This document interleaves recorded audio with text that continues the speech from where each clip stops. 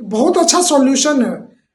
विभाग को, सरकार को इस पे काम करने की जरूरत है, इस पे एक्शन लेने की जरूरत है। क्यों कोई गर्दनी बाग में धरना दे रहा है टीआरई 3 सप्लीमेंट्री को लेकर? टीआरई 1-2 का रिजल्ट रिवाइज कर दीजिए ना, दस्तावेज सत्यापन करा लीजिए ना, सारे योग्य आ जाएंगे, अर्जी फर्जी दर्जी सारे बाहर हो जाएंगे, सारे मजे में रहेंगे। टीआरई 1 में तो आप देख ही चुके, हम लोगों की टीम के द्वारा टीआरई 1-2-3 हॉरिजॉन्टल और वर्टिकल का खेल 2020 का जजमेंट है, कई सारे जजमेंट है हमारे पास सुप्रीम कोर्ट के। सरकार और विभाग से हम लोग अभी भी कहते हैं, नियमानुसार जो भी चीज है आप उसको रिवाइज करते हुए टीआरई 1-2 के संपूर्ण रिजल्ट को रिवाइज करें।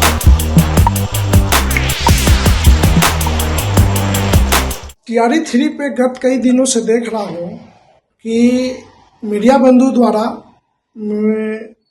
सप्लीमेंट्री रिजल्ट को लेकर कई वीडियो चलाए जा रहे हैं। बहुत सारे वीडियो देख रहा हूं, बहुत सारे न्यूज पे देख रहा हूं। मैं तमाम मीडिया बंधु एवं सरकार से निवेदन करना चाहता हूं कि टीआरई 3 के सप्लीमेंट्री वालों का दर्द खत्म कीजिए। दर्द उनका खत्म करने का एक ही कारण है कि टीआरई 1 का जितना भी कुल सीट था 1,80,000 और टीआरई 2 में जितना भी सीट था लगभग 1,20,000 या 87,000। टीआरई 2 का मैं कैंडिडेट हूं नहीं जो उस पर स्पष्ट कर पाऊंगा। कहने का तात्पर्य यह हुआ कि टीआरई 1 में कुल रिक्ति और टीआरई 2 की कुल रिक्ति के रिजल्ट को पुनः संशोधित कर दिया जाए तो टीआरई 3 के सप्लीमेंट्री वालों का झंझट ही खत्म हो जाएगा। कहने का मतलब न्याय हम लोग को मिलना चाहिए। टीआरई 1 में बहुत सारे अर्जी फर्जी दर्जी की बहाली हो गई है। अगर मीडिया बंधु इस मुद्दे को उठाए, सरकार इस चीज को सघनता से ले, विभाग इस चीज को सघनता से ले, तो गर्दनी बाग में जो धरना दे रहे हैं टीआरई 3 के बंधु, उनका समस्या ही खत्म हो जाएगा। टीआरई 1 का टोटल रिक्ति पे योग्य अभ्यर्थी को दस्तावेज सत्यापन कराते हुए नौकरी दिया जाए। टीआरई 1-2 पे भी टीआरई 3 का समस्या खुद ब खुद सॉल्व हो जाएगा। टीआरई 3 के जो सप्लीमेंट्री की मांग कर रहे हैं वो गर्दनी बाग में नहीं रहेंगे, वो घर आ जाएंगे। बहुत अच्छा सॉल्यूशन है।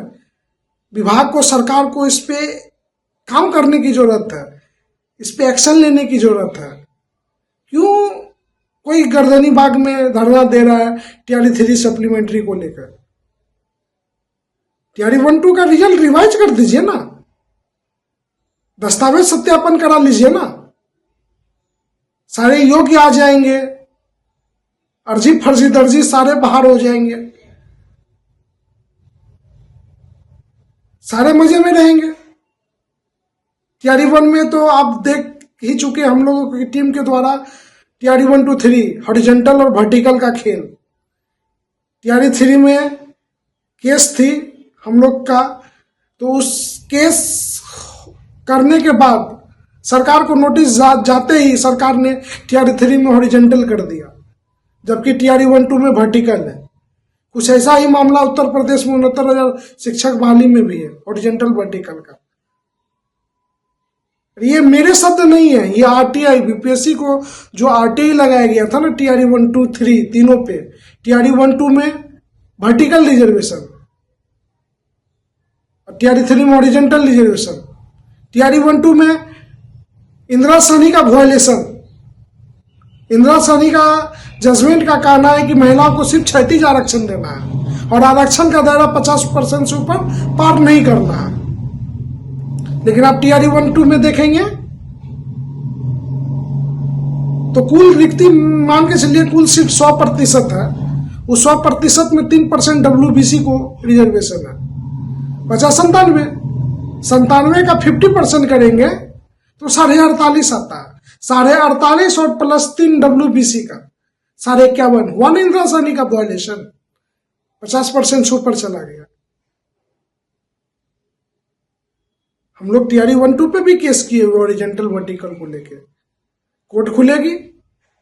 अब टीआरई 3 में देखिए ईडब्ल्यूएस कैटेगरी में पुरुषों के साथ जो खेल हुआ वो लोग भी कोर्ट गए और मामला सब्जेक्ट टू आउटकम्स हो गया।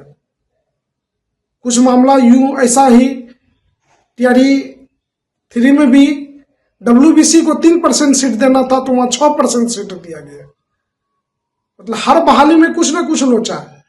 इसी कारण हम लोग केस के थ्रू और सरकार से, विभाग से अभी भी निवेदन मेल के माध्यम से, पत्र के माध्यम से करते आ रहे हैं कि आप टीआरई 1-2 का रिजल्ट रिवाइज कर दीजिए ना।